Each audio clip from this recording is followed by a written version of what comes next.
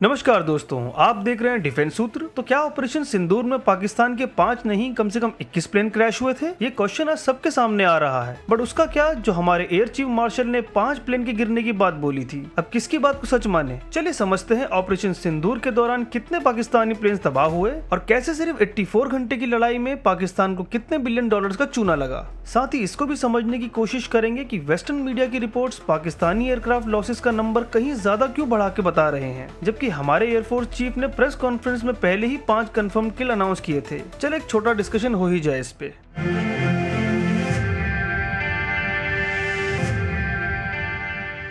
दोस्तों, कश्मीर के पहलगाम में हुआ वो घिनौना कत्लेआम आज भी हम भूले नहीं हैं कि कैसे पाकिस्तान के सपोर्ट से भारत के निहत्थे 26 टूरिस्ट को उनके धर्म पूछकर पॉइंट ब्लैंक रेंज से उनके परिवार के सामने गोली मार दी गई थी। फिर इस टेरर अटैक के तुरंत बाद भारत ने 7 मई 2025 को एक सर्जिकल रिटेलिएशन शुरू किया, जिसे हम ऑपरेशन सिंदूर के नाम से जानते हैं, और इसका रिजल्ट पाकिस्तान के लिए एकदम सिंदूरी लाल था, लेकिन शर्म से। इसके रिजल्ट जितना हमको पता है वो तो है ही। अब और नई डिटेल्स क्रेडिबल रिपोर्टर्स और इंटरनेशनल ओपन सोर्स मीडिया जैसे टॉम कूपर, जो एक ऑस्ट्रेलियन मिलिट्री एविएशन एनालिस्ट हैं, के जरिए सामने आ रही हैं, जो पाकिस्तान के असली लॉसेस को साफ साफ दिखा रही हैं। और मैं तो सच में शॉक हो गया था ये सुन के। तो इंडियन एयरफोर्स ने पहले ही 5 कंफर्म किल्स का आंकड़ा दिया था, लेकिन असल तस्वीर इससे कहीं बड़ी है। वॉर के टाइम कई पाकिस्तानी एयरक्राफ्ट उस वक्त हैंगर में उनके पार्किंग में खड़े थे या मिशन से पहले रिफ्यूलिंग करा रहे थे। भारत ने उनका पार्किंग टिकट इतना भारी लगाया कि कुछ ही ब्रह्मोस मिसाइल से रनवे पे खड़े प्लेन जल के भुने भुट्टे हो गए थे, जिसका धुआं दूर दूर तक पाकिस्तान में दिखाई दे रहा है, जिसकी काफी वीडियो सोशल मीडिया में अभी भी अवेलेबल है।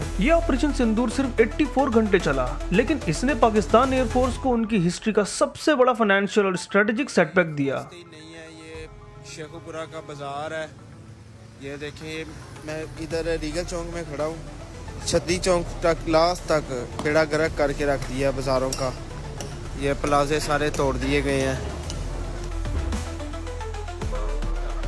ये कोई आम स्ट्राइक नहीं थी, ये बदला था उन औरतों की चीखों का जिनके सुहाग पहलगाम के हमले में उजड़े थे। ये पाकिस्तान एयरफोर्स के दिल और दिमाग पे सीधा वार था, और नुकसान ऐसा जो भरते भरते पाकिस्तान को सदियां लग जाएंगी। भारत के फाइटर जेट्स और मिसाइल सिस्टम्स ने पाकिस्तान के 11 एयर बेसिस और 9 टेरर कैंप पर सर्जिकल प्रिसीजन स्ट्राइक किया। आज भी 4 महीने बाद की रिपोर्ट कह रही है कि जिन एयरबेस पे बॉम्ब गिराए गए थे उनकी रिपेयर अभी तक पूरी नहीं हो पाई है, और नतीजा ये हुआ कि ऑपरेशन के बाद पाकिस्तान की एयरफोर्स और डिफेंस फोर्स किसी को भी आंख दिखाने लायक नहीं रही है। इस ऑपरेशन के सबसे बड़े टारगेट्स थे पाकिस्तान के 2 साब 2000 एरियाई अवॉक्स एयरक्राफ्ट, जो उनके एयर डिफेंस का नर्व सेंटर थे। ये अवॉक्स एक तरीके से किसी भी एयरफोर्स की आंखें होती हैं हवा में, जो हर फाइटर प्लेन से कोऑर्डिनेट करके हर प्लेन को रियल टाइम अपडेट देती है दुश्मन की। इसमें पहला अवॉक्स तो 314 किलोमीटर दूर से ही उड़ते हुए S-400 मिसाइल सिस्टम ने स्ट्राइक करके गिरा दिया। दोस्तों, ये एक रिकॉर्ड है सरफेस टू एयर किल का। बेचारा अपना एयरफील्ड से बस उड़ा ही था और उड़ गया। दूसरा अवॉक्स भोलारी एयरबेस के हैंगर में फ्यूल भरवा रहा था, जिसे ब्रह्मोस क्रूज मिसाइल ने डिस्ट्रॉय कर दिया। इन दोनों की कीमत 2025 के रेट के हिसाब से 170 मिलियन पर यूनिट थी, मतलब 340 मिलियन का सीधा सीधा नुकसान।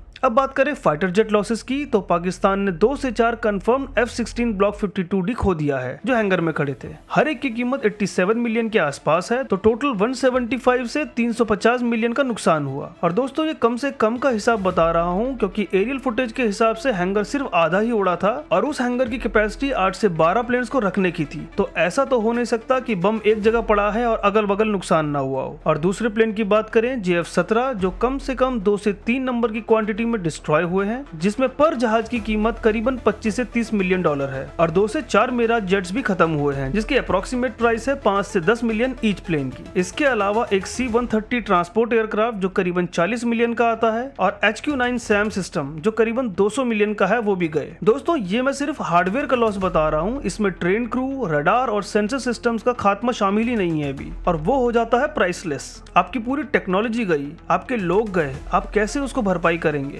जब इन सबको कंबाइन किया जाता है, प्लस एडिशनल स्ट्रेटेजिक सिस्टम का लॉस, ऑपरेशन सिंदूर का पाकिस्तान पर फुल फाइनेंशियल इंपैक्ट लगभग 3.5 बिलियन का था, और ये सिर्फ 84 आवर्स में हुआ था। ये ध्यान रखने वाली बात है। जहां पाकिस्तान 1-1 बिलियन के लिए यहाँ वहाँ कटोरा लेकर निकल पड़ता है, उसके लिए 3.5 बिलियन एक थप्पड़ जैसा था। ये सिर्फ पैसा नहीं, बल्कि उनके एयर डिफेंस नेटवर्क का वो हिस्सा था जो उन्हें टुकड़ा टुकड़ा जोड़ के बनाया था, और दोबारा जोड़ने में इसको बहुत मुश्किल लगेगी। दोस्तों, इंडिया ने पहले इन चीजों को कम करके बताया, और सिर्फ चाइना चाइनीज ओरिजिन प्लेन्स और मिसाइल्स को टेक डाउन पे बोला था, क्योंकि उस टाइम यूएसए और यूरोप से इंडिया की ट्रेड डील पे बात चल रही थी और किसी भी ऐसी न्यूज से उस डील पे फर्क पड़ सकता था। तो मेरा मानना है कि इंडिया ने शायद इस कारण से F-16 के लॉस के बारे में कुछ नहीं बोला था, ताकि डोनाल्ड ट्रंप का ईगो हर्ट ना हो। पर अब जब ट्रंप ने साफ साफ ट्रेड डील को कैंसिल कर दिया है और टैरिफ लगा दिया इंडिया पे, तब इंडिया को भी कोई दिक्कत नहीं हो रही है यूएस और यूरोपियन प्लेन्स की इनएफिशिएंसी बताने में हमारे S-400 के आगे। ऑपरेशन सिंदूर ने एक बार फिर साबित किया है कि भारत के प्रिसीजन स्ट्राइक्स, चाहे S-400 की लॉन्ग रेंज इंटरसेप्शन हो या ब्रह्मोस की पिन पॉइंट एक्यूरेसी या आकाश तीर का इंटीग्रेटेड प्रोटेक्शन सिस्टम, एनिमी के कोर सिस्टम को तबाह करके पूरी स्ट्रेटजी कोलैप्स कर सकती है। गौर करने वाली बात यह है दोस्तों कि 84 घंटे में पाकिस्तान ने न सिर्फ अपने जहाज खोए बल्कि अपना नंबर 1 एयरफोर्स का खिताब भी खो दिया था।